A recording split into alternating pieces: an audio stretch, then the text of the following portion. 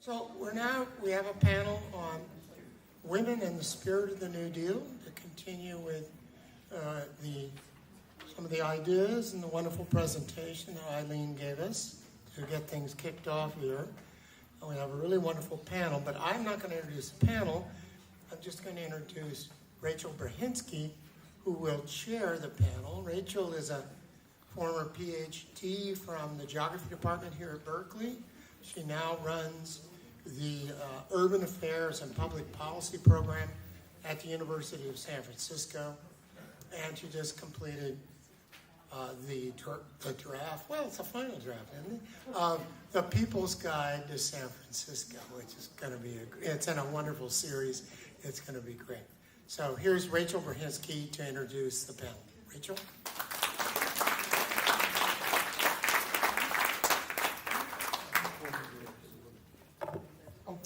Thank you. Hi, it's really great to be here and see you all. I don't have a very long introduction. I think the meat of this conversation is in the 5 presentations that we'll have from our really wonderful speakers. But and I think the talk that we just heard, terrific talk, really sets up, I think, the spirit and the meaning of this session, which is to think about the ways that New Deal ideas and hopes and dreams are living and maybe growing in movements and institutions right now, this very minute. So, and we'll hear about kind of those ideas from a variety of perspectives.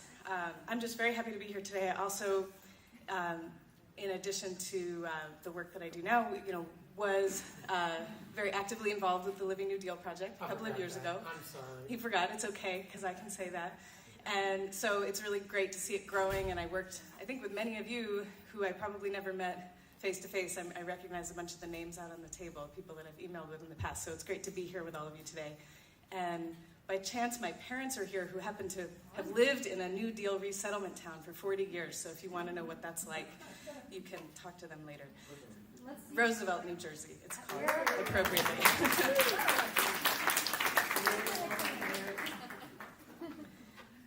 So I will first just name the panelists and then introduce the first one, and then they'll come up one by one. And so first we'll be hearing from Susana Delano, who's the Executive Director of Close the Gap, followed by Dr. Angela Marino here at UC Berkeley. Then the Honorable Gail McLaughlin, former mayor of Richmond, California, just up the street. And then Susan Sachin, thank you, Susan Sachin, from the California Labor Federation, followed by Diana. Either way. I got them both. I got both of the right ways. Yeah, Taylor, who is the producer of what looks like an incredible film that we'll get to see a little bit of a clip of. So, starting with Susana Delano, who, as the Executive Director of Close the Gap, is in charge of a campaign to achieve gender parity in the California State Legislature. They recruit progressive women to run in targeted districts, and she's previously worked for Planned Parenthood and SEIU. She's based here or just over there in Oakland, where I am also based, so I think of it as here. And so, Susana, welcome, come on up. Thank you. Well, thank you so much for the introduction. And for the opportunity to be here. I'm going to go through my slides fairly quickly, but I'll start with just on a personal note. I do actually pronounce my name Delano, and it's significant here because there is a connection, not in terms of family connection to FDR's family and Eleanor's family, but I named my son, what's that? It's shaking, okay. I gave my son the middle name Delano in 2007, and it was really a nod to my grandparents, who were first-generation immigrants in southwestern Michigan. My grandfather worked in a factory, he was a UAW member, and then he came home and ran a farm. And my grandmother woke up at 4 a.m. every day to make him eggs, and then raised 3 children, and a whole lot besides that. And they were solid Democrats. They were not political, but they epitomized for me, at the end of 8 years of George W. Bush, a hope that I wanted to pass on to my son as far as what the left could be and what that area where my family comes from could be. So little did I know that just a few years later, I would take that name as my own last name when I divorced my son's father, but also that the first president my son would remember is Barack Obama, who at the time of his birth, I had just worked on setting up a home visit for then Senator Obama with an Alameda home care worker named Pauline Beck, who Marilla will remember. We have that picture in our. Yeah, who was then invited to the inauguration. So I also didn't know, of course, that in 2016, rural Michigan would play a big role. That felt like a direct rebuke to that seed of hope I tried to pass on to my son. And that is still important to me today as we talk about how we build out the progressive movement. So Close the Gap California is a statewide campaign, and as I said, I'm going to go through these slides quickly because I think I probably took a lot of my time by indulging in that story. We are first and foremost an organization that recruits. We began in 2014 as kind of a beta test, recruiting only progressive women to run for the legislature. 3/4 of our recruits were women of color, and that continues today. We target districts, not candidates, so our goal is that at least one progressive woman will run a viable campaign in every state legislative district. So there you see the ones who ran in our targeted districts and won. I'll highlight Monique Limon from Santa Barbara because she is an alumna here at Cal, and she's gone on to chair the Assembly Banking Committee, and I hear she really loves it. Another example of a chair progressive woman who was elected in 2016. These are the kinds of issues that she focuses on, including home care and overseas. When we say progressive, what do we mean? We have a rather large billowy definition. It includes access to affordable reproductive health care and abortion, closing the funding and achievement gaps in education, and being committed to crafting pathways out of poverty. So those are our criteria. So there's a problem in California. We tend to think we're kind of ahead of the game here, but of all West Coast states, California actually has the least number of women in its state legislature, and you can see the trajectory there from our high of around 30%, which is where studies show we really start to see it shift when we get 30% women, people of color, historically underrepresented groups into leadership, all the way down to where you see us just tick up in 2018. So here's what it looks like, very similar to the house photographs that we saw in the last presentation. Alive and well, that same trend here in California. There are not even enough women in the California state legislature to sit on every key committee. So we are a stopgap measure. We're a targeted strategic campaign to change that trajectory. This is our model.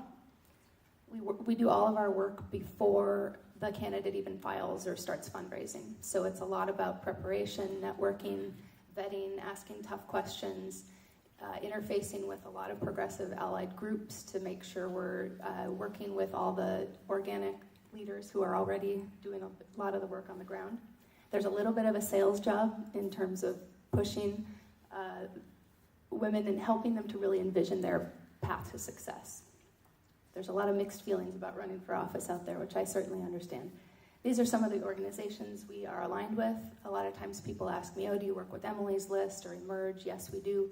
They each have a different specialty in this process, and we are kind of that front end, but there's definitely a dynamic that goes back and forth between our groups.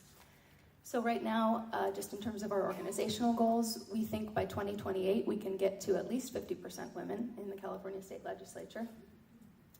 This is our plan to do it, and I will just say there's a lot of research underscoring the efficacy, the transparency, the bipartisan spirit that women who serve in office are able to achieve.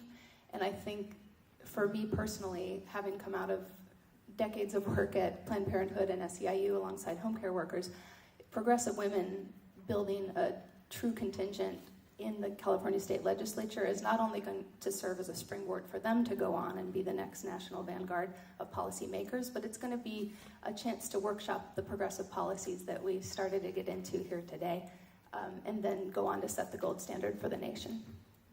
Thank you.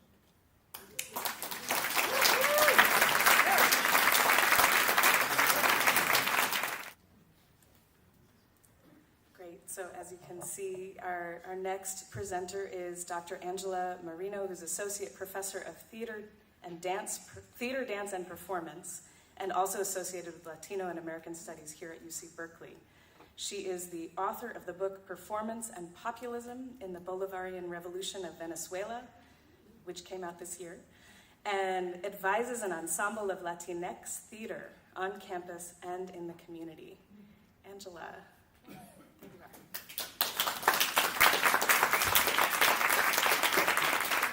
Hey, everybody. What's that? Oh, great for time. Good morning. How's everybody feeling? Buenos dias. A ver, I'm going to get back to my title slide here. This talk is about the work of women in refashioning a New Deal politics of the populist left in the arts. I didn't know how much in sync this would actually be with a lot of the things that we've already been talking about. So it really is a pleasure to be here. I do want to say a thank you to Susan. I want to say a thank you to Harvey. A thank you to the organizers and the others who've been here. And I've really been enjoying the panels and the discussions. So, yeah, like was said in the introduction, I come to this question of the New Deal spirit as a professor in the performing arts. I work with questions of politics and theater. I work with the ideas of populism and performance, and mainly in the context of the United States and in Latin America. And I'm also an activist, I'm a creator, I'm a mother, and in all of these roles, I see that I'm dedicated to my community and my students, and also a world of ideas. And I like to see, how do ideas come into practice? How do we make things manifest? So when I wrote my book on populism and performance in Venezuela, in that context, I really was thinking a lot about the United States context. What I saw there was a two-party system before Hugo Chavez was elected. A two-party system that looks a lot like the United States. Many people did not believe that there could be an alternative.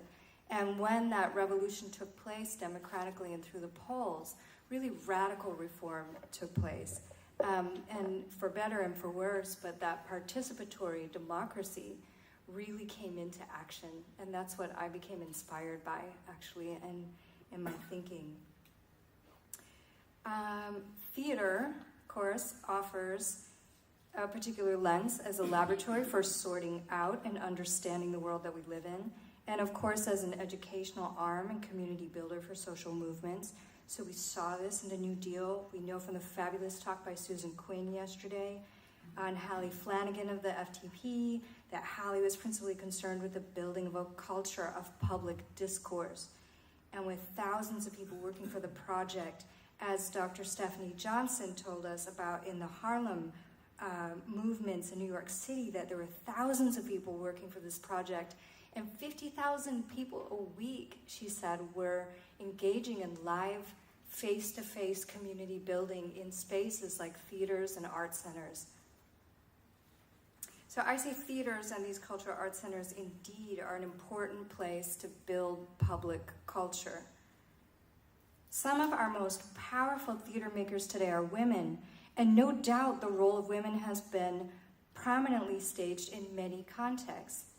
Many of these works are community-based or engaged works of the highest caliber of excellence, and they're helping us to practice the making of a we, the collective voice, a we, of belonging within a shared space. Not just in theaters here, but we're also seeing performance move to streets, to gardens, churches, parks, and in stadiums. But I think in these contexts, I think about, well, what happens between the theater space and the national drama? What happens in this national scope? And how is it that we can make connections, and especially towards building this populist New Deal spirit?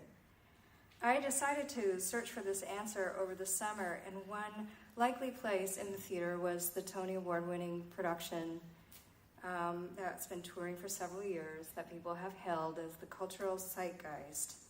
Can you guess? Hamilton. Yes. So indeed, Hamilton was this destination attraction. a Broadway hit gone coast to coast in which black and brown artists were reshaping the scenes of the founding fathers to challenge us to enliven history and argue for a more inclusive America. My mother was my guest of honor to see the show in Chicago, where, by the way, the tickets were about half the price, so it made it worthwhile. And for her, it was coming back to a place that she knew. So in the 1960s, my mother worked in the Chicago neighborhood houses, and she was organizing among immigrant and African American women. And on the way to the theater, that's when you get the stories. Like, that's when you put things in context, right? So she starts to tell me some of these stories. And she told me about neighborhood women that built a sewing cooperative in one of the high-rise, low-income housing projects. And she told me about their struggle to keep that one room open in this giant high-rise, low-income housing project so that women could produce their own economy, basically, by sewing, by creating their own product, by going out and selling it. They were also organizing for childcare. They were organizing for better living in their house. So it's about space, about fighting for that space. So I'm thinking about these stories. I'm wondering why we don't more often hear about women who fought to make these kinds of spaces, these working class women making these spaces. And I wonder, why is not that the central story of our nation? If we see poor women, it's typically in supporting roles. It's in the cracks of the pages, the footnotes at best. And what the artists of the New Deal that I see were fundamentally doing was trying to change that story, right? So there we were. Okay, so I want to set the stage a bit. We're at Hamilton. The excitement is electric. Everybody's, has all these expectations. The opening is spectacular. There's this energy of the packed theater. Jill Dolan calls this a kind of utopian performative of that moment. And here we are, we're feeling fortunate to see this fabulous performance, and the talent is no doubt dazzling. But somewhere in the second act, I realized that I was getting some sense of distance and a little nostalgia for what I see as a kind of collective enthrall of revolution at the opening. And towards the end, okay, I'm going to warn you, there's a little spoiler here, so you might want to close your ears if you have. That the second act seemed to tailspin into a story of one man, the one hero, and a story of a woman scorned. That by the last scenes of the play, it seemed, when our energy was kind of bouncing at the beginning, I was imagining almost dribbling out the back door, right? What happened to this with, instead we were getting the vindication of Hamilton's wife, and it's an overture to Hillary. There's a dream of kind of equality, and there's a Me Too moment in defiance. But it almost became the project in itself to do the work of inclusion. And what was left intact was the kind of unquestioned national project. It was waiting for women to be included, but there was no challenge to the idea that we should have supported the French Revolution. There was no challenge to the idea the United States turns its back on Haiti at a moment that would have been a crucial moment of defining freedom. On the one hand, Hamilton is a reminder of the power of the theater, and in another way, I think it's a cautionary tale of our political moment. I think we need to be wary of the long-term stakes of a national project that rests on a woman's redemptive song, whose only exit is through a side door marked assimilation. We must keep pushing to crack open the edifice of law and power, representation, and democracy to build spirit around a new story. As spaces of the New Deal spirit, the bourgeois theater, perhaps like the Modern Museum, and perhaps like representational democracy itself, has simply failed to uphold the public culture that we need to reshape America. So I think we need another model. So here we see it. There's a method to this work. Salvadoran women know this. Honduran women know this. This is the institution of the social that Ernesto Laclau talks about. It's women-led. It's in the houses, it's in the streets, it's in the sewing cooperatives. So I want to propose an idea to you, my last minute. I want to propose an idea that I call cultural arts for social action, casas. I see them as legacy houses. We all know that we've been asked to buy a brick or contribute to some endowment fund. Has somebody been asked that maybe in the last year? Well, what if instead we pooled this legacy money into neighborhood houses? I personally would rather be remembered someday in the legacy house. A house of arts, of culture, of neighborhood public culture where students can work and artists get a head start. Casas can begin a social movement at the grassroots to make spaces in every neighborhood across our country. A plaque on the door, a memorial to one's family, could fund a house by organizing 10 people or more towards actually buying the house. Legacies to be remembered, and for the same amount that you would otherwise pay for a cemetery plot, or memorials that you hope to get out of major institutions. I see the New Deal spirit in neighborhood house revival that retakes public space to make it home for all of us. It's a politic, it's a public, and it's a place. So I'm especially excited. Did you get that? This was not planned, by the way, in advance at all, but so I'm especially excited by women of color, of Alexandria Ocasio, of London Breed, of Kamala Harris, and others who will lead political victories, and who recognize that the spirit is to say we will make the House and also we will take the Senate and move our political project. Thank you.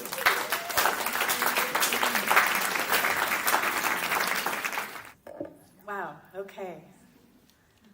So, our next speaker, the Honorable Gail McLaughlin, former mayor of Richmond, California, and co-founder of the very creative and innovative, if I can add that in, Richmond Progressive Alliance.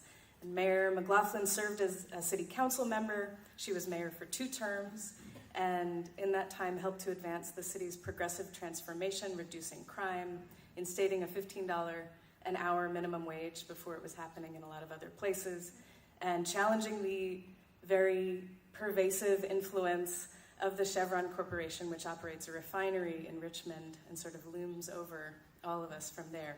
She was also the Green Party candidate for Lieutenant Governor of California in 2018, and it is wonderful to have you here today. Come on up.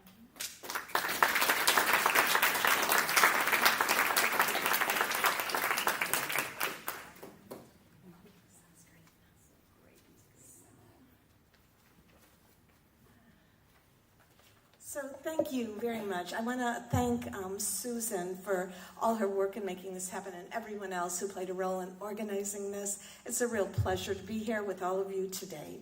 I want to make one tiny correction on what what Rachel said.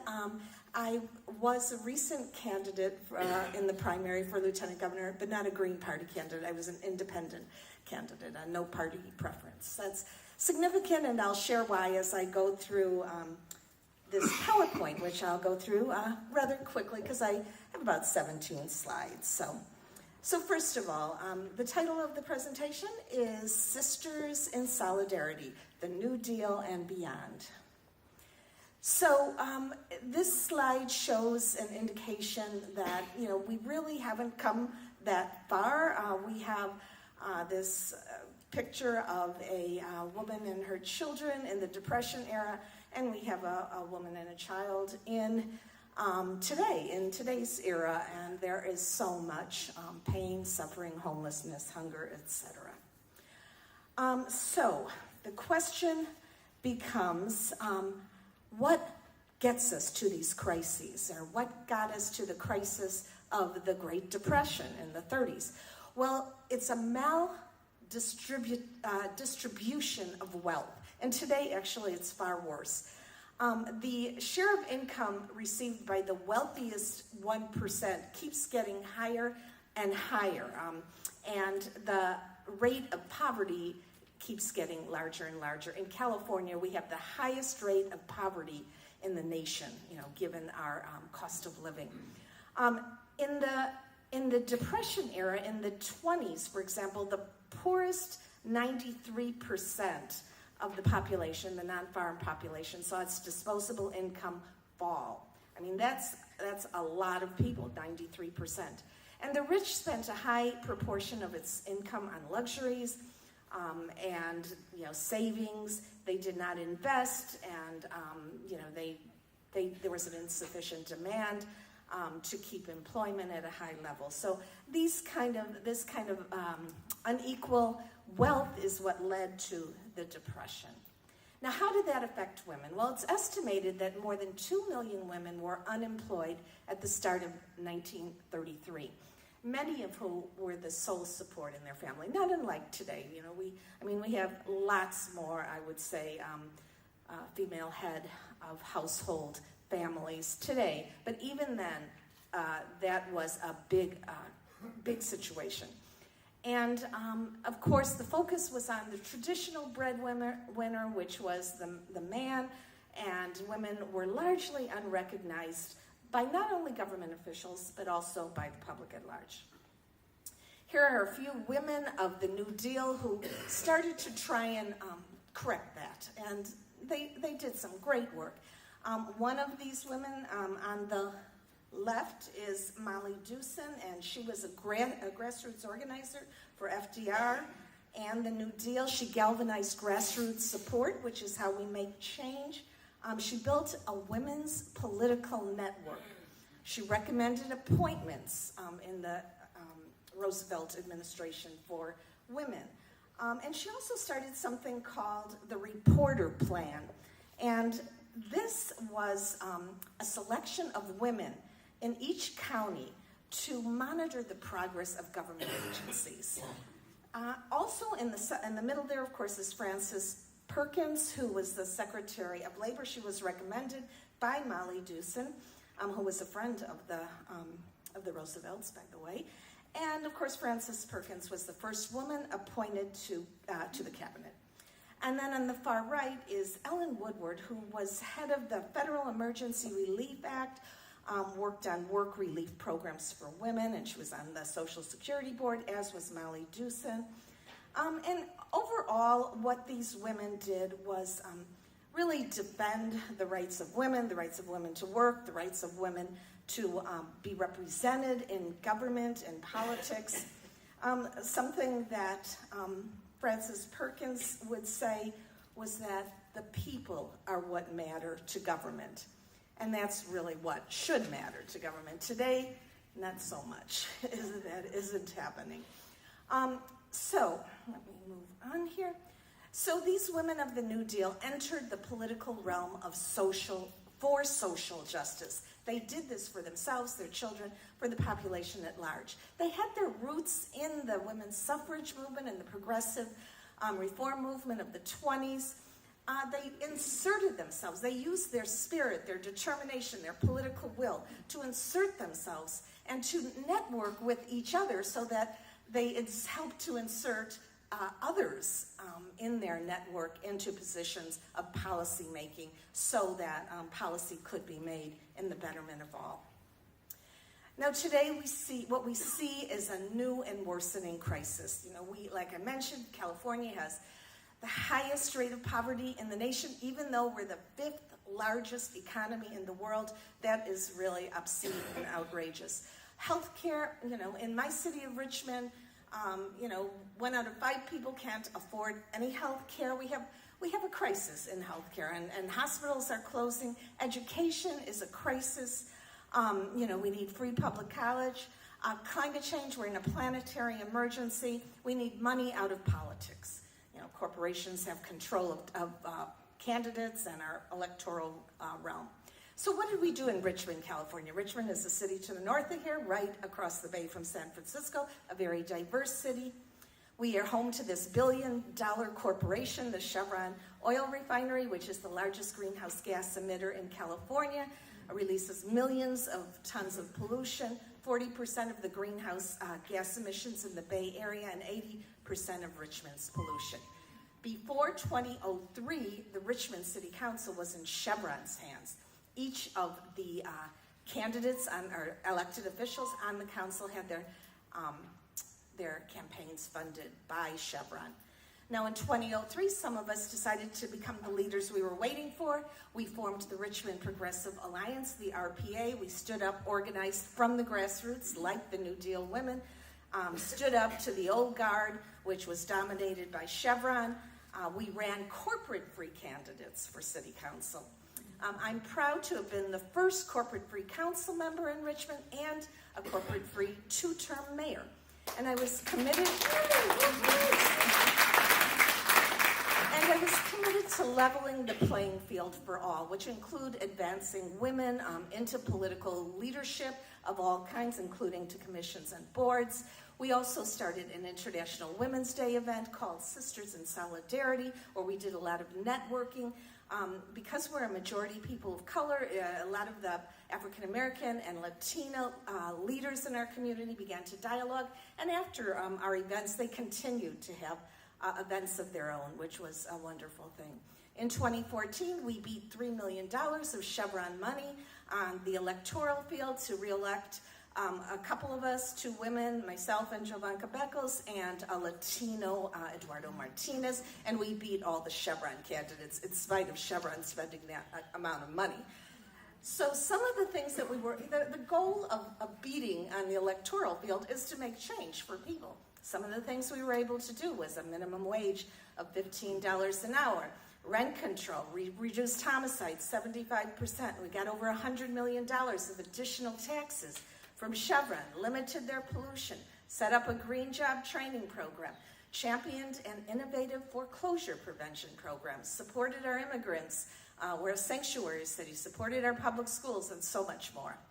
So, now, over the last couple of years, what I have been doing and others in Richmond Progressive Alliance have been doing is encouraging other cities and regions to form progressive alliances. I've been going up and down the state as part of my lieutenant governor campaign and subsequently to encourage this kind of building of an alliance, putting party aside, irregardless of party, coming together based on our values and running corporate-free candidates. Today, we have 15 new progressive alliances in California, and we want to keep encouraging more and more.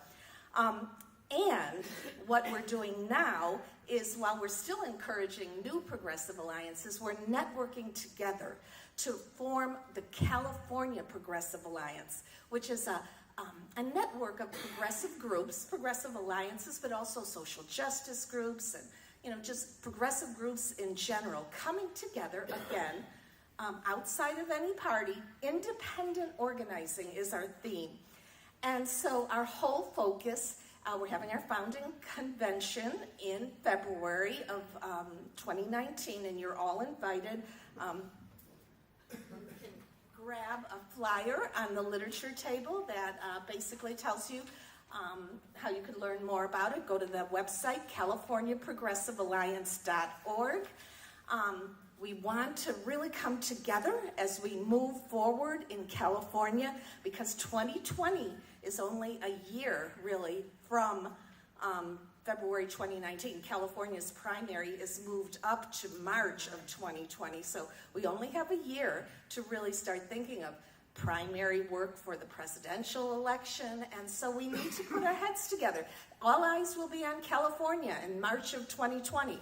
So the California Progressive Alliance wants to get our organizing going, bring groups together, put progressives and progressive groups into the limelight, show what a real progressive movement is all about. And it isn't dominated by corporations, I can tell you that. And it's really not dominated by party politics. It's dominated by the people, the people's vision, and a people's agenda. So I'm basically ending with this slide that we can move the needle further by standing on the shoulders of the women of the New Deal and all the wonderful progressives who have struggled for justice all over the world, who've come before us and who continue to struggle. And as Frederick Douglass has said, there is no progress without struggle. And here is my contact information, and please keep your great work going. Thank you. Sarah's talk makes me think of 2 other candidates. She mentioned Jovanka Beckles, but now Jovanka is running again in a race against a very heavily funded, I think, Democrat, Buffy Wicks. So that's if you're a local, campaign to watch or support Jovanka's campaign. And then also in Oakland, the mayor's race, Kat Brooks, I don't know that she's talked about the New Deal as her framing, but her campaign is very much in line with all of these messages. And so that's another one to pay attention to if you're thinking about campaigns. Our next speaker, Susan Seychen. Yes, good, I got it right this time. Is the campaign field director for the California Labor Federation, where she has worked for 15 years. She works with labor councils and unions throughout the state on political and issue campaigns, mobilizing support for workers, organizing new unions, and she has a long history that I think will come through in the talk. So I'll leave it at that and say welcome. Thank you.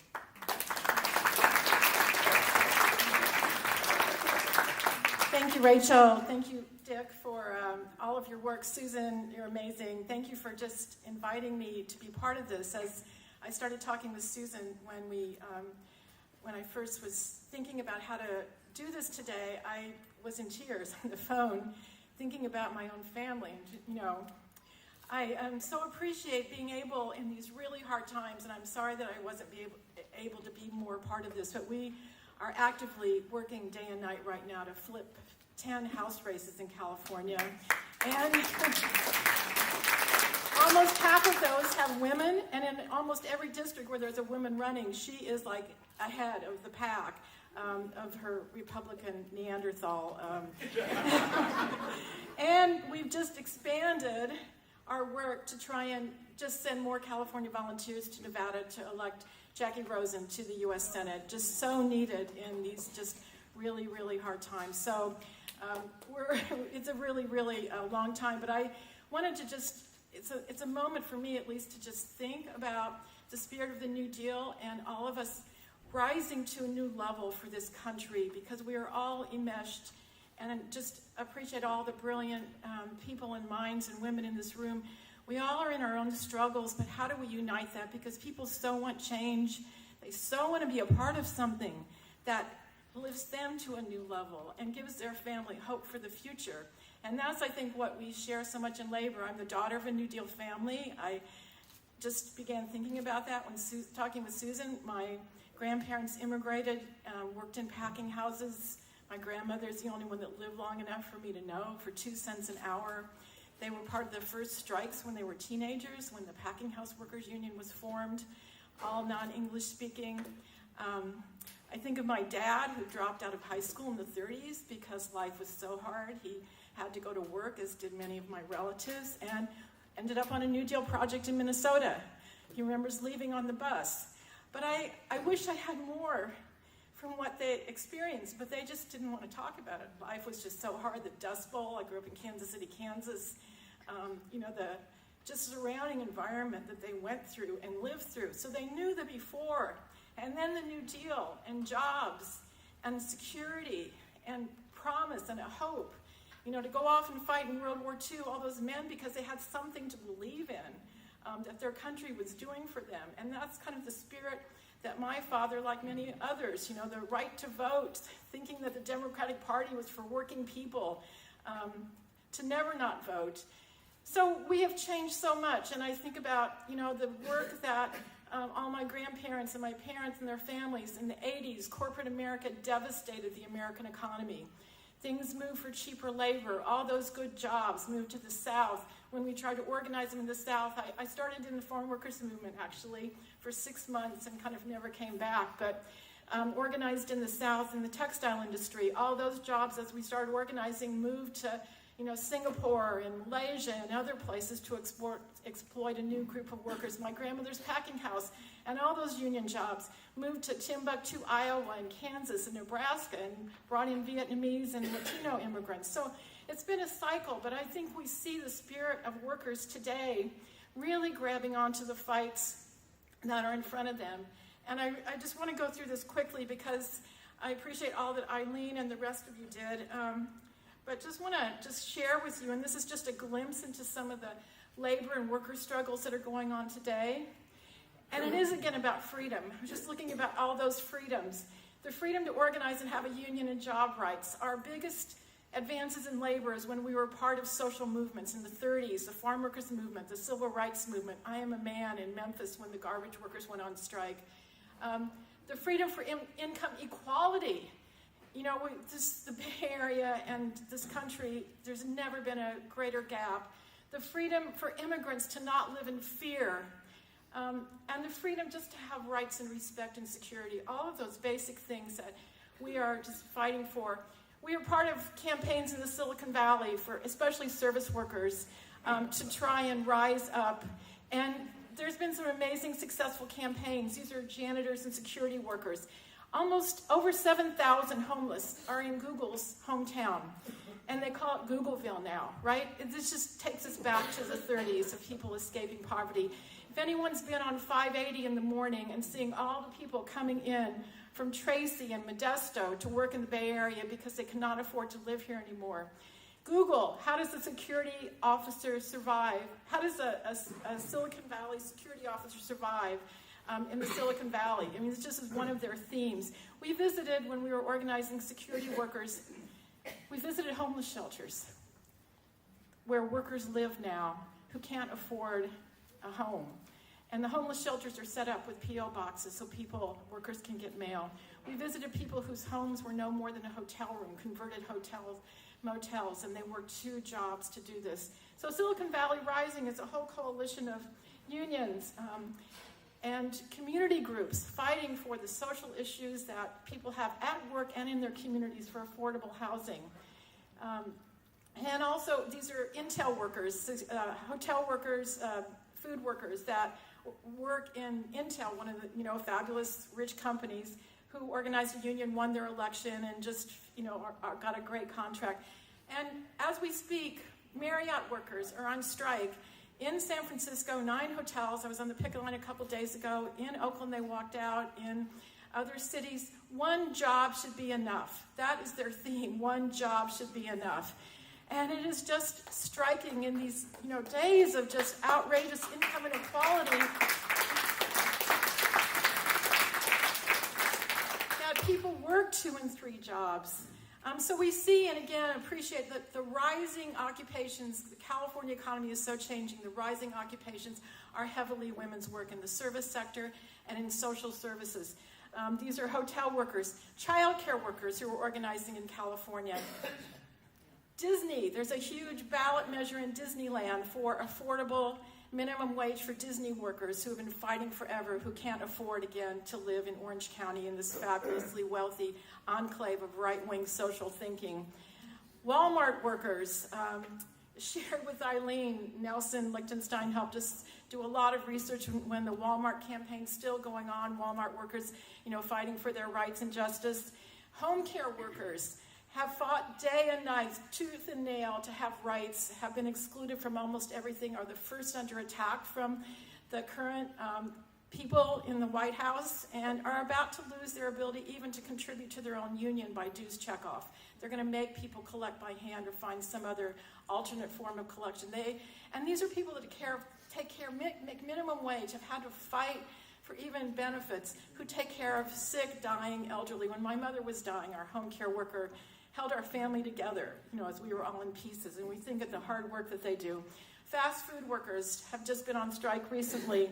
And then we look at the professional sector, media, tech workers, teachers, all the rising up that's going on, and again, how do we have people feel this connection for something bigger? LA Times workers who organized last year, and Chicago Tribune workers who organized. Telemundo, SAG-AFTRA, our great entertainment union, Telemundo workers organized across the country. Technology workers are organizing, certainly nurses, patient care workers, tremendous work going on in all those sectors for patient rights and for healthcare workers. And professional workers across the state, in every city, county, school, who really take their profession seriously. And I think of teachers especially, who, I was hearing a teacher from Arizona, and you're going to have to maybe drag me off the stage at some point because we just get so wound up. But they talked about how they go into school every day when they are so underpaid, so under siege. My niece is a first grade teacher. She took all of her graduation money to buy her school supplies. and felt really happy to do that because this is what she believes in and she loves going in every day.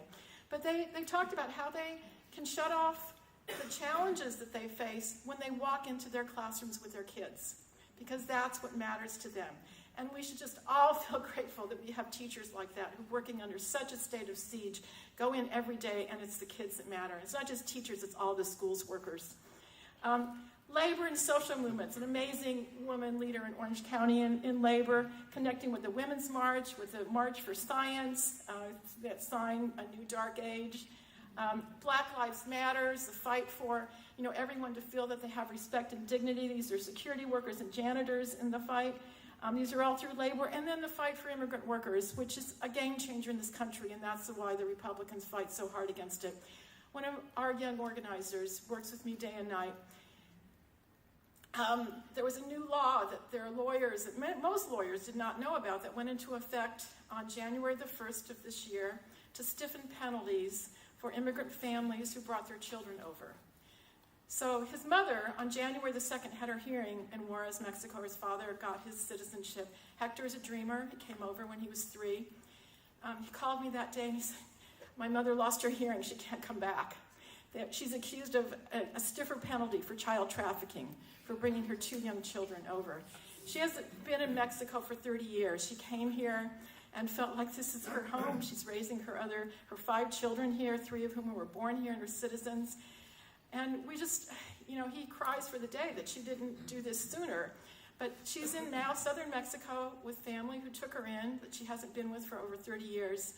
And we set up a GoFundMe for them to go back and forth and visit her. And the crime of all this is that she has a good case according to their new lawyer, but it's going to take over a year to get it through the stages because the courts are so backlogged.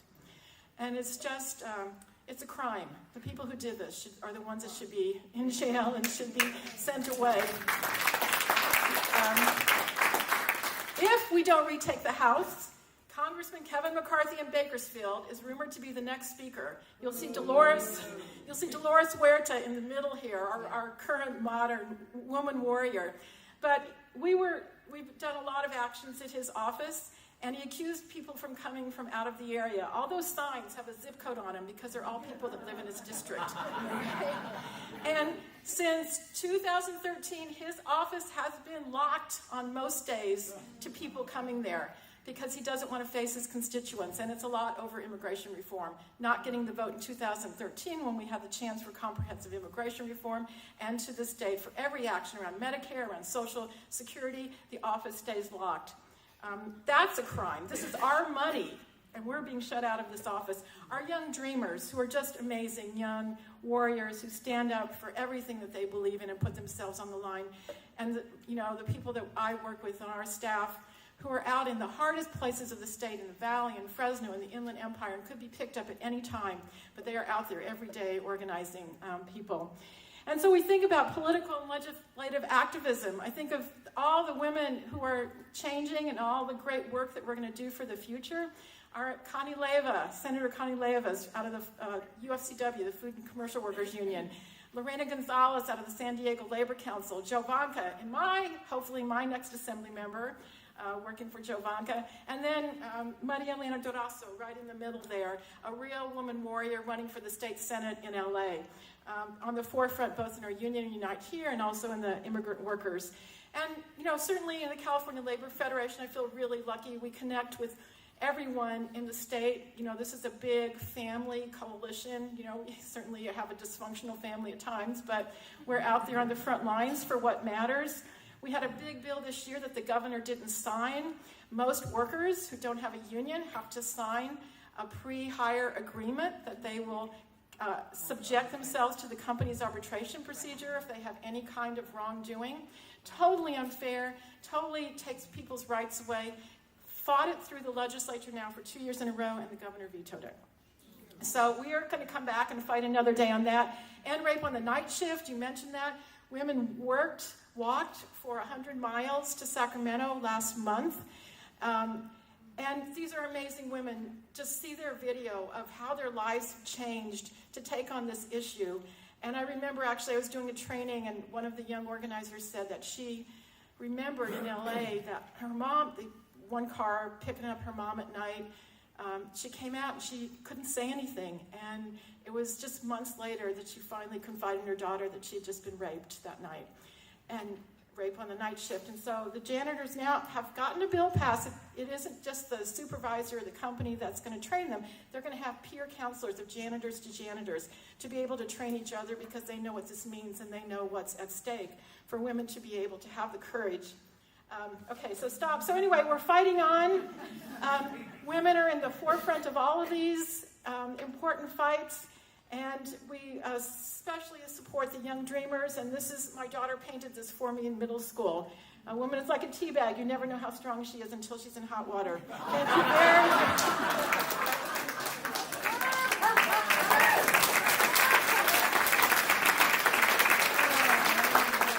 One more. Where are you? There you are. Here I am. Diana Taylor is a producer and cinematographer primarily of environmental and social justice films.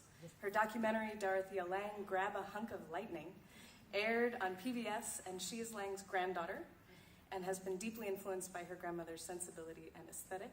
And here she is, and I think she'll show us some of that film. Perhaps. Yeah.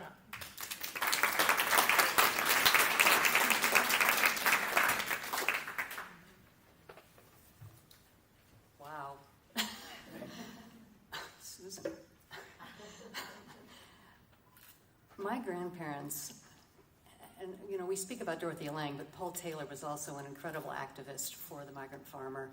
And without him, I don't think my grandmother would have been able to make that amazing migrant mother photograph. And so the film that I ended up making was really a tribute to him as much as to her. And I wanted people to know more about the extent of the kind of work that she did after. She's known for the Dust Bowl Depression photographs in this country, but there was so much more. But I'm so stunned by this group of women, completely awed. And I was going to talk about something else, but what I will talk about is inspiration. Just for a second before I show this clip, because I know we're running out of time. My grandmother inspired me by asking me to always look twice for the truth, or to look twice at what was really there. And when I was very young, I really always wanted to impress her. She was a pretty awesome and charismatic, powerful person, and you always wanted to be in her good graces. And so one day out at the beach, I approached her with a handful of shells, thinking, oh, she'd love to photograph this handful of shells. So I said, Grandma, look at this. And she said, yes, I see it, but do you see it? And I looked back at my hand, and she didn't photograph it. She photographed another handful of shells and stones at some other point. But on that day, I remember walking away feeling saddened, but also aware of something new. It really sparked something in me. And that was the beginning of sort of my awareness of looking twice, especially looking for the truth under what seems to be the surface. And we're swamped by images today. We're just swamped by images today. People always ask me, what would Dorothea do, if she would she be photographing today? And the technology is a challenge, but I think she would be. But I think for us, it's the time for us to discern what's, and we look back at fake news, but to discern what's really there. To look at images and use images, they're a galvanizing force for us all. This part of the film is a part of her environmentalism. It's the place where my career, it's not where my career took off, but it was the spark for my career, because I've gone on to do, since I was 19, I made my very first film on disabled children and adults. And I was early in the film business for a woman. There were very few women doing any kind of work like this. And I have gone on to do many environmental projects, to shoot films for other people all over the world around environmental and social justice issues. But this particular part of her work no one knew, and when I was little, and I say it in the clip, I saw these photographs laid out on the dining room table, and they impacted me absolutely. I was stunned by them. I'd come back to the dining room table again and look at them and look at them and look at them. And I think that was the beginning for me. And I have young women coming to me often now, after 40 years of doing this kind of work, asking me about inspiration and asking me about how to tell their truths. And so part of my making this was to show them my inspiration. And I've used this film around the country. I'd like to do more of it because, interestingly, our age group shows up because they appreciate Dorothea Lange's work and my grandfather's work. But there are always a few students in the crowd who come up afterward and are so moved. And so that's why I wanted to show this clip. And the other thing I wanted to do, let's see if I can do this. I wanted to talk for 1 second, especially Susan, all of you. I mean, this astounding group of all of us. What we don't ever talk about is self-care. Now, this is like really tangential to what we're talking about in the New Deal. But when we listened yesterday about Frances Perkins, about Eleanor, about their own way to seek solace, have a spiritual moment, be quiet, both of them did. Both of them sought that out, and I think we need to remember that too. I'm concerned for all of us in this really hyped up age that we don't take care of ourselves enough. And so, even though this is a poem by a man, Wendell Berry, who I adore, and I modified it for myself because I read it frequently, I'm just going to read that first, and then we'll look at the clip. It's a little over 5 minutes, and I didn't want to take up more time. So I was going to read this after the clip, but I realized I should do it now because I really want to honor all these great women and ask them to take care of themselves so that they can carry on. Okay, glasses on. So this is Wendell Berry's poem, How to Be a Poet, to remind myself.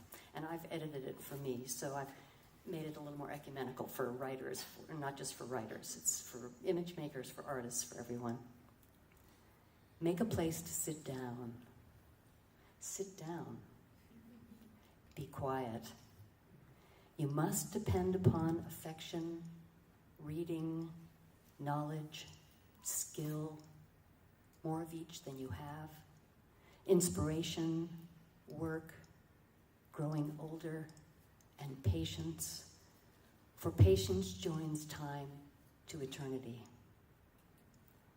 Breathe with unconditional breath, the unconditioned air. Shun electric wire. Communicate slowly. Live a three-dimensioned life. Stay away from screens.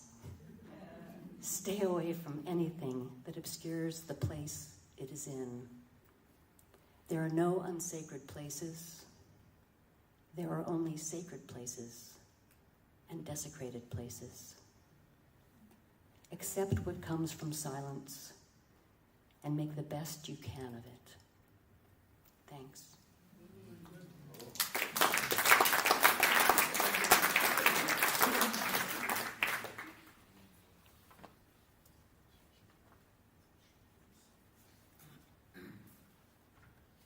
Oh, thanks, yeah. I forgot to turn on that. Ilana, she's fantastic. Very impressive. She started photographing with Purple Jones, a young photographer, on a project at the Berryessa Valley north of San Francisco, which was going to be flooded by a dam under construction. 1960. Strewn across my grandparents' dining table were photographs which haunted my young mind. The image which grabbed me and wouldn't let go, a terrified white horse running.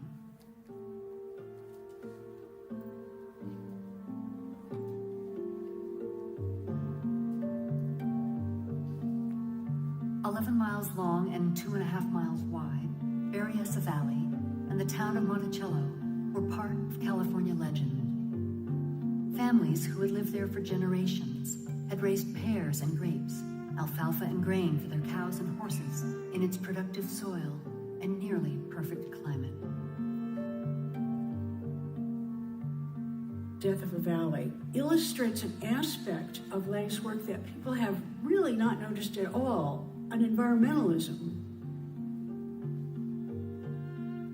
Lang had the idea not of photographing the building of the dam as another heroic project, but looking at what the life was like in this valley.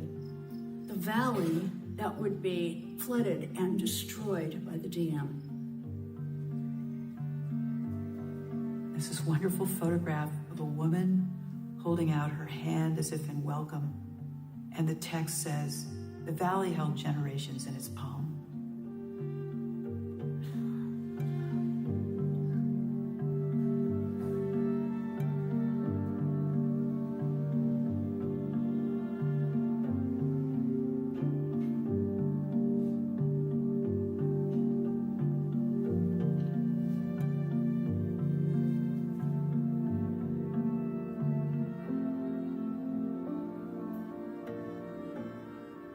They photographed the last harvest, people still working their fields. They photographed houses being moved to higher ground.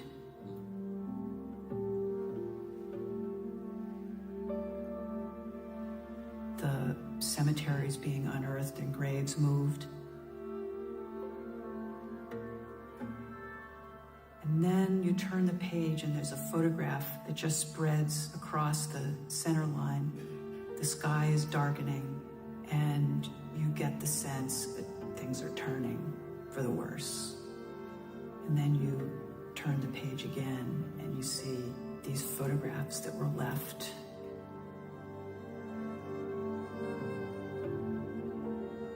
It shows how disruptive it is to leave one's home.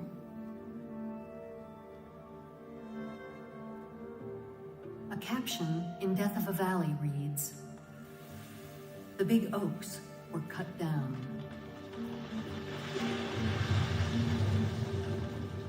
Cattle had rested in their shade, and on old maps and deeds, they had served as landmarks. Orderly destruction, scheduled down to the last fence post. Bulldozers took over. Clearing Monticello Reservoir Site, specifications number 200C-311.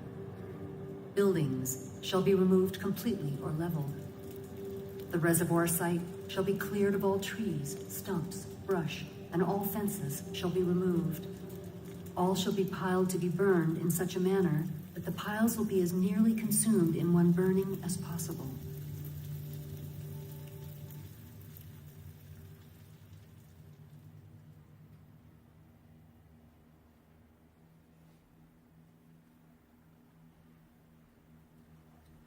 The valley was empty. The winter rains came. Water flowed over the land like a river and covered the highway which ran the length of the valley. It covered the town site. All the landmarks disappeared. No hum of insects, no smell of tarweed, the water rising. That community never recovered. A major loss for the state of California, for family farms, for small communities, all in the name of progress, of course. She's never easy. She's never sentimental. She's a thinker as well as a person responding with her feelings. At this time, we are creating this environment almost without scrutiny. In every direction that you look. The camera is a powerful instrument for saying to the world, this is the way it is.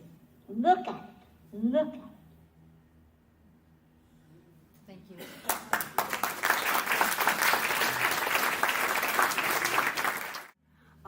I'm delighted to know about Close the Gap, and we'll want to follow up on that. I was decades ago a member of National Women's Political Caucus.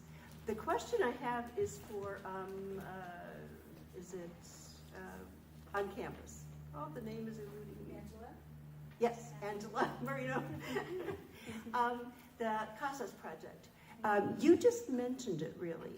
Is that going? You didn't actually give a website. I know I could Google CASAS project. What's happening on that? And I also worked in high rises in Chicago in the 60s, so I'm particularly interested. Okay, so this is actually the first time publicly that I've talked about the CASAS project. And I thought, you know what, if people get it, New Deal folks are going to get this. That was what my inkling was. I've been thinking about it and talking about it with faculty, some students. I've asked students to look through different neighborhood house projects. It comes from so many different influences coming together. I'm Cuban American. I've been to Cuba a few times, and the Casa de Cultura in Cuba is one of the models that I think about for this. But I think it's so what I'm doing now is applying for grants so that I can begin a pilot project.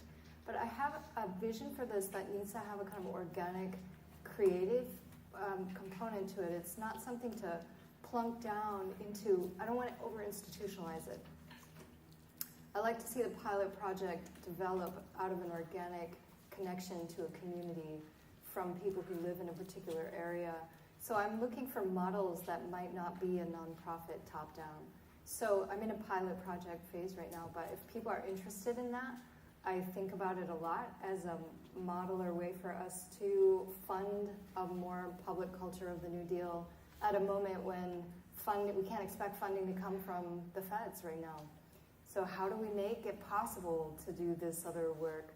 And there's something sort of foundational about that was an aha moment that I wanted to share. So, thanks. Just wanted to mention, tag on to that City of Richmond, the art center there is actually one of the original WPA art centers. It's existed all these years, so still there and supported. So I have two questions. One for Angela. Since there's a lot of people from out of town, I just wondered if you make a brief mention of our local treasure, the San Francisco Mind Troupe, which is actually the grandchild, I think, of the Living Newspapers. And then for Gail, I just wondered if you could talk a little bit more in depth about Molly Dewson's reporter plans. I think it's a great example of organizing that came out of the 30s. So Molly Dewson, I mentioned that she started this reporter plan, which was basically having women in various counties oversee progressive programs, acting as reporters, organizing the people to keep an eye on and track the success or failures of various programs. And that's really, really important. An example today of how we can utilize this kind of work, well, I can give two examples. One, in Richmond, we have a citizens police review oversight committee, and it's one of the strongest in the nation. So if there were any police activities, shootings that resulted in death or serious injury, the Citizens Review Committee will automatically start an independent investigation. They don't even the family doesn't have to apply for it or anything. It's an automatic thing. So that's a very strong oversight to see how various agencies, in this case a police agency, is operating in the interest of the community as a whole. Another example is on a statewide level or on citywide levels. Many of you have heard of the idea of public banks. I promoted a statewide public bank through my lieutenant governor campaign, and in LA they have on their ballot a public bank. They're the start of changing their charter to have a public bank. And part of that approach is to have an oversight citizens body track it and review it to make sure that this public money that will be in a public bank is being utilized in the public's interest. So I think organizing people to be watchdogs, if you will, be reporters, and to put the word out for everyone in a transparent way to see how government is working is something really important. And Molly Dewson was really an instigator of that. Yeah, so the mime troupe that Harvey is referring to, are people familiar with the mime troupe? So yeah, they're a fantastic theater company. So they've influenced so many other companies. So what comes to my mind is how El Teatro Campesino in San Juan Bautista and Luis Valdez, the director, studied with the mime troupe. So these are connections and alliances of where people are learning tactics for popular education. And basically it's bringing comedy, politics, expressive symbols, right? It's the formation of a lot of populist, I think, building there. And we can talk more about populism if you want, but it's the movement building is the idea that's happening through those arts. So I just want to mention there's a precedent in the New Deal. At the start of the New Deal, that was inspired by Louis Howe and administered by my grandfather on the Executive Council in the National Emergency Council. In the basement of the White House was the creation of the Division of Press Intelligence and an all-women staff that cut out articles pertinent to the Depression and the New Deal and the emergencies and relief and recovery efforts from 400 daily newspapers. And they were mimeographed and sent to any legislative branch, any pertinent governmental agencies. So in the early days of the New Deal, the 33 and 34, and then this was followed through to each state in the U.S. Information Service that was created. So that model for becoming conscious consumers and educating, I really think the Depression was partly a result of the obsolescence of how the workings, the growth of business, the growth of the markets, and then the obsolescence of governments to respond. Does anyone have a response to that or comment up here? I agree 100%. I think that government just not responding to this obscene wealth inequality and the lack of regulation of the market, the lack of regulation on corporations, this laissez-faire attitude is what has gotten us to where we're at. That's why in Richmond we pushed and regulating Chevron, and we still got more work to go, but that is, government needs to take its responsibility on behalf of the people very seriously. And if I could just add, it's the challenge that we face in politics today. Why does it matter? Because people are so cynical, and in some ways they've just given up that nothing's really going to change. So we just have to overcome that. We find so much success organizing around issue campaigns, ballot measures that make a difference, the ones that are on the ballot that we've won and fought in the past, but it's really hard in this trying to get people in our campaign. That's why I love the Elizabeth Warren kind of platform. How do we get people to unite around the issues that then candidates emerge from, rather than trying to convince people about individual candidates? And we just, in California, need to look inland, the Central Valley, the Inland Empire, San Bernardino, Riverside, that's going to shape our politics in California for years to come, and how do we really begin to breathe a new spirit of change there for people to have hope.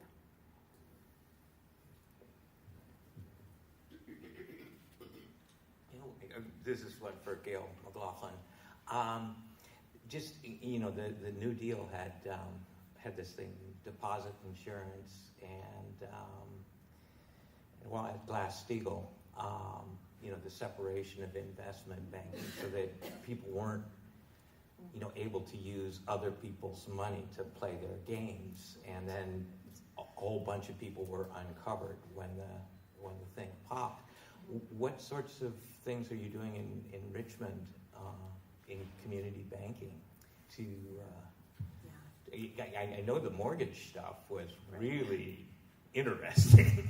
Yeah, we tried to, just to give a sentence or two, with the 50% of our mortgages underwater in Richmond at the height of the foreclosure crisis, we asked the big banks to reduce the principals rather than evict our homeowners. They refused, so we said, we're going to take these underwater mortgages from you by big banks, by eminent domain, by our city power of eminent domain, and reduce the principals ourselves and keep our homeowners in there.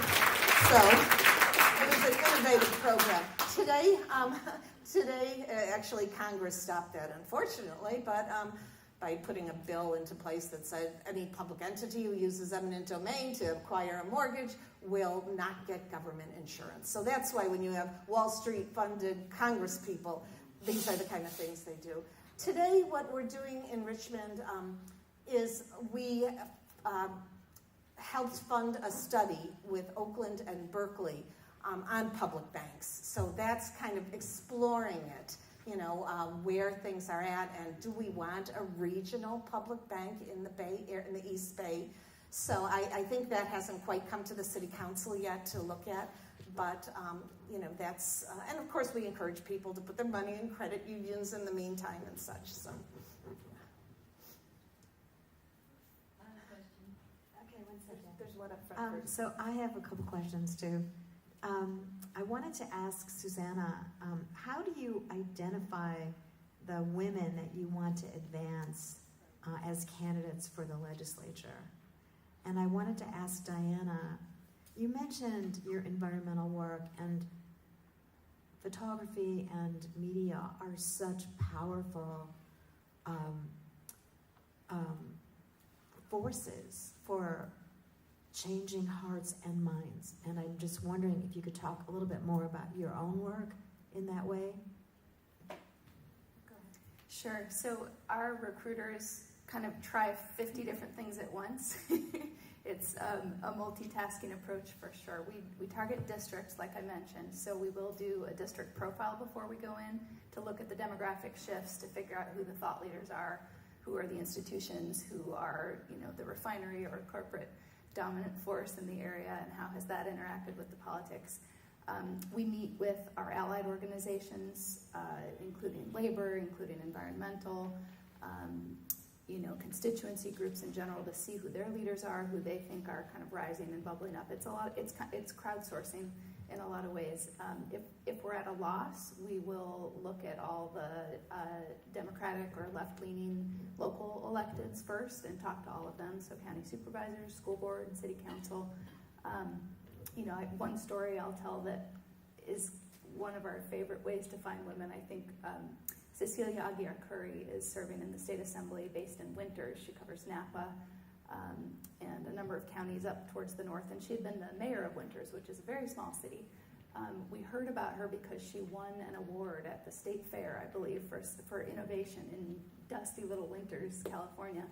So we went to meet with her, and we laid out what we do and said, we've heard great things about you, that you're doing wonderful things on the ground, and we wondered if you would consider running for this seat that's coming open in a couple years. And she just leaned back and said, I have been waiting for someone to ask me. And so she had been, and the statistics are that women need to be asked 5 to 7 times before they'll run, whereas men are more likely to be asked once and say, okay, I'll go. And that's not because women are wallflowers, it's because we don't always envision ourselves as a political leader, or as easily as I think men have had generations to see themselves potentially that way. But what really helps us convince women to run is appealing to them on the basis of the impact they can make. It's the service element that really gets them. Well, it's a long career on all these subjects. It felt to me all through the 80s and 90s that I would alternate between filming something on social justice, human-based, women shelters, poverty, and then I'd be back in the environmental arena, which is really, both are equally important, but somehow my particular nerve endings relate to the environment and this great planet we have. And again, I have to pay tribute to my grandparents who exposed me a great deal to the environmental questions at hand. I did a great deal of filming in Africa, actually, looking at land use there and the difficult, what should we say, compromise between the native peoples who were living there and the animals who were living there. So there was a lot of that, and looking at species going extinct. Then in the 90s, I began to, and also I was doing films on dams, which is also part of my interest on this particular dam. But in the 90s, I began to work more in South America, in the Brazilian rainforest, and a lot of stories around the logging and losing the lungs of our planet, which is the Atlantic rainforest. And one particular job, I was doing a film with Al Gore right before he became vice president, based on his books, or his series. It was going to be a series based on Earth in the Balance, before he then leapt into his vice president, had to put on the cloak of being a very, much quieter, but he was a very dynamic environmentalist. But once he became running for vice president, he kind of toned all that way back. But in the 90s, I had a very difficult shoot, and the reason I read that poem today was because at that point I had seen so much and had done so much, and I was just about to turn, I don't know, whatever age I was, late 30s, early 40s, and I had a collapse. I really had a collapse. I seen too much, and I witnessed some incredibly difficult things in the Brazilian rainforest, and I had to stop and take stock and look again at what I was doing to myself, so that I could then re-enter and do more work. So there are many, many films. I mean, we could hunt them all down. I did a lot of National Geographic work, things for the Audubon Society, private films. I went on to make a film of my own called Vanished, which looked at the Glen Canyon Dam, the loss of the Glen Canyon Dam, and sort of that ecosystem. Anyway, I could go on, but self-care is really important in the midst of being, a warrior out there. I think, actually, just quickly before this next question, one of the things that's really striking me in hearing all of these together, it's such a wonderful combination first. So I think Susan and others who created this mix of all of you did such a good job. But I'm just really struck by the intersections between all of these different sort of avenues for change, between the artistic and the kind of candidate campaigns and grassroots work and all of that. And I don't know if there's anything any of you have to say about the ways that your work in one of those arenas may be supported by other people's work or other work in these other arenas. It feels like it's all working together very organically in this combination of the five of you speaking, but if there's anything you want to say about that, it might be interesting. Let me say quickly, and I hope others have something to say too, I think it is so important that the intersection of art and politics is really, really a synergistic kind of approach to social change. The Richmond Arts Center was mentioned, and we have this wonderful art center, but that art in general is something that plays a role. It reaches people at their unconscious level, at this deep, soulful, emotional level, and politics, and hopefully we too reach people at a deep level, but we also have this cognitive message that we put out, and together, I think history has proven, all social change has had a component of art, like a renaissance along with it. So I think it's just real. I mean, someone mentioned Cuba. Richmond has a sister city in Regla, Cuba, and so I led a delegation there when I was mayor. And we also had, Cuba has great art, and we had La Comunita come to Richmond to do, it's a children's theater group. So you gotta utilize the arts and the political change together. One without the other, I think, leaves a lot to be said and done. I would just maybe add that coming from a worker perspective and seeing many workers on the job, where a lot of, certainly there's emotional abuse and challenges at home, but a lot of it is at the workplace. And when people were being beaten up, certainly during the 30s and other organizing and reform workers, people could respond to the physical violence, But the violence against people now is emotional and psychological, and it's very hard to have people respond to each other in that kind of solidarity way. So when we see people, workers, and we've all probably felt the sense of empowerment when you do something really hard to stand up to someone who is not treating you fairly or with respect and say, to take a stand, people start changing their lives, and it goes into politics, it goes into arts, culture, for them to realize their inner potential and all their dreams, so people are so talented and people have so many avenues, that their lives can be enriched by, but so much of it is just the narrow day-to-day survival instinct that most people have that beats it out of them. So just think of all of this kind of getting put together and how we empower people and empower working people to have more hope. And talking to my good friend Linda Gregory yesterday, like, what is the New Deal for workers today?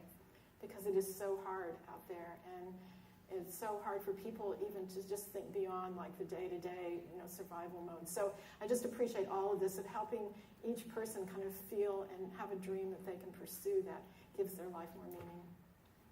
I would say too, I heard Alexandria Ocasio-Cortez say the other day, we need the bills, we need the laws in order to form movements around them. And that really struck a chord with me as a movement person, but also someone who's worked in policy as much as electoral. This is about the movement at the end of the day, and if we are going to bring along people's hearts and souls and minds and their generational memories and resources and richnesses, we need to have the music and the art and the illustration. And I think the other thing I would say is just from a campaign perspective, we really see the arts lead the way that political campaigns are run in a lot of ways. And I think about the tremendous impact that Ocasio-Cortez's video made. A lot of you have probably seen it.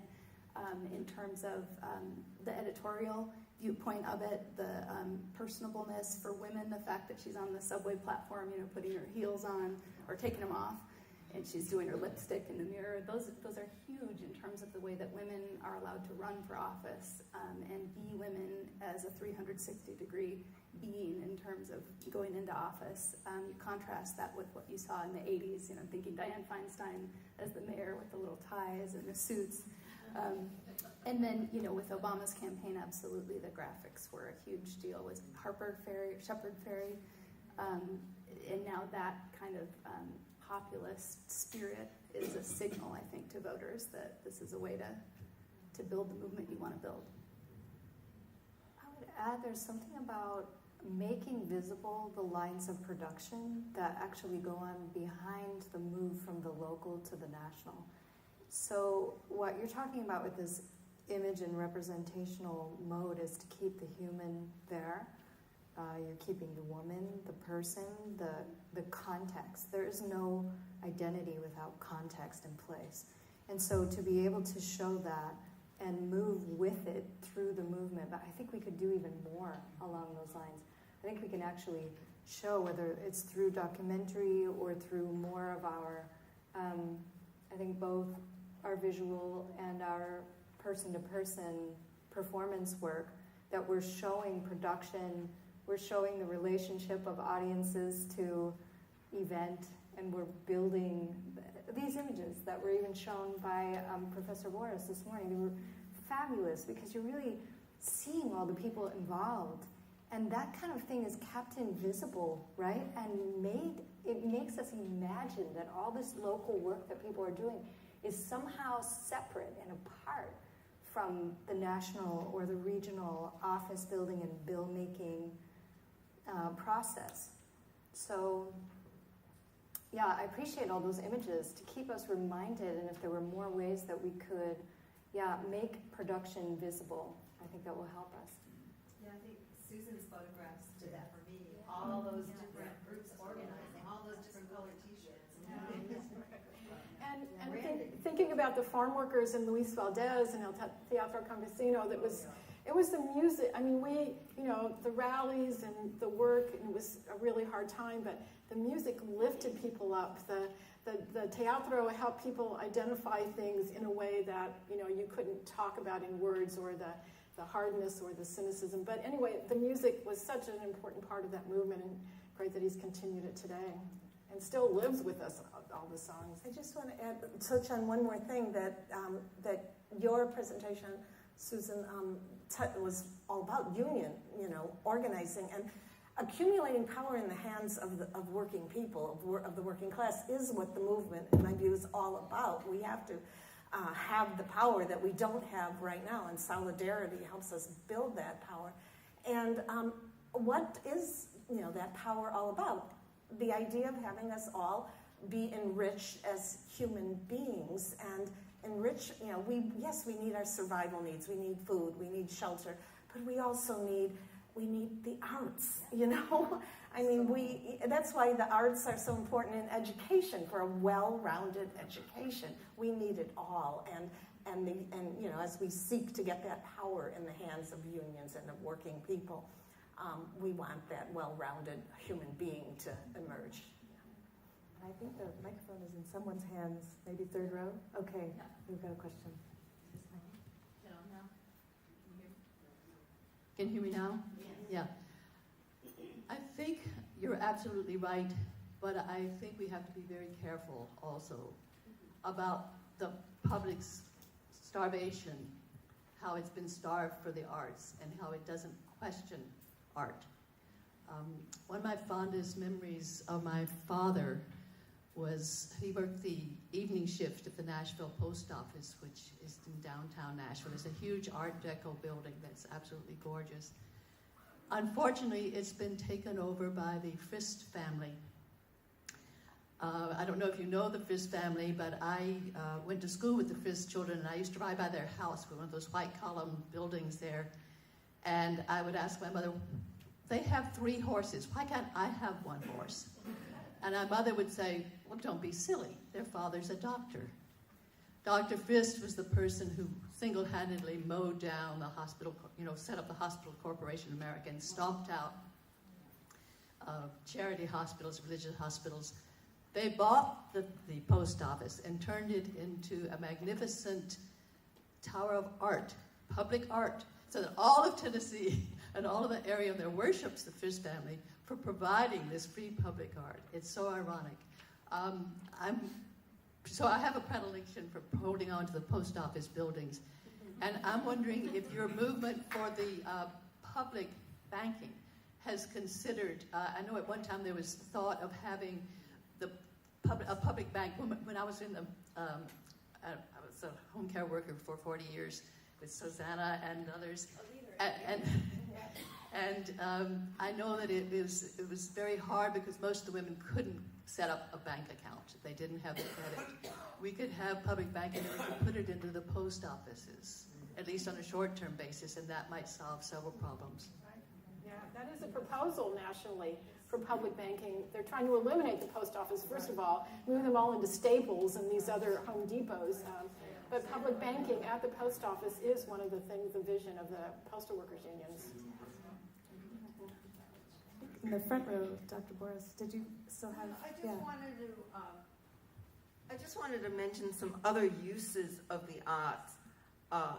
First is, and the correct term I'm forgetting, but these pop-up demonstrations that happen.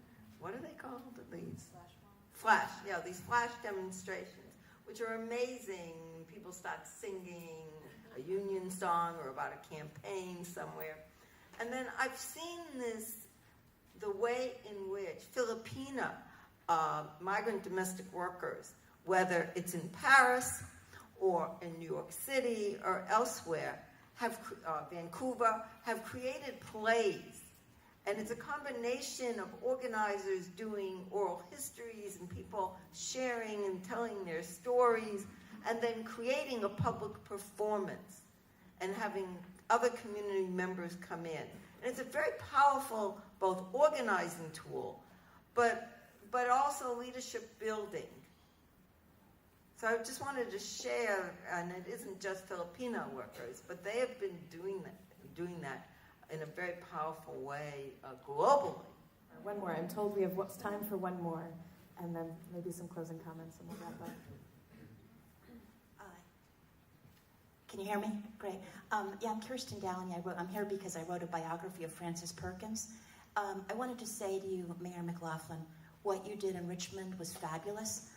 After my book came out, I became an investigator for the Financial Crisis Inquiry Commission, and we went into homes in that inquiry throughout North and Southern California, and the desperation, the pathos of abandoned homes with the children's swing set still in the backyard, Dora the Explorer wallpaper in the bedrooms, the toys left behind. It was horrible. And as we proceeded with the hearings and as we proceeded with the investigation, it became increasingly obvious that the Obama administration had aligned itself with the banks and not with the people. What you did in Richmond was amazing. You were the one jurisdiction that really stood up for people. What you did in Richmond shook Washington. It was such an innovative idea, and it was so incredible and embarrassing to the Democrats in Washington that you were even doing it. I wondered about the legislation that was passed blocking you, and clearly every lever was pressed to punish Richmond for trying to speak up for people. What in the final legislation that was passed, did Democrats vote for that? And if so, who? In terms of the legislation that stopped it, you're talking about? Yeah. So, and Obama signed it. Yeah. I don't know which legislators passed it, but it was at the end of 2014 that they, Wall Street got to them. Wall Street was getting to every city that was aligning themselves with Richmond. We wanted other cities to join us in this eminent domain program. They were getting a lot of pressure. Finally, they went to Congress and got to Congress, and they passed this bill about not being able to get government insurance, and then Obama, at the end of his term, signed it, sadly. So, the bailout for, many people had many high hopes, and Obama's a very smart, intelligent person. Many of us wish he would have done a lot more. But that bailout of the banks, the $1 trillion or whatever, and leaving the people, struggling with the swing set and, everything behind that your grandmother would have probably been taking photographs of, is really the tragic outcome of that Great Recession that, we may see another one emerging soon, sadly, as well. So organizing is the key, movement building, and showcasing that we the people aren't going to let it happen again. Thank you.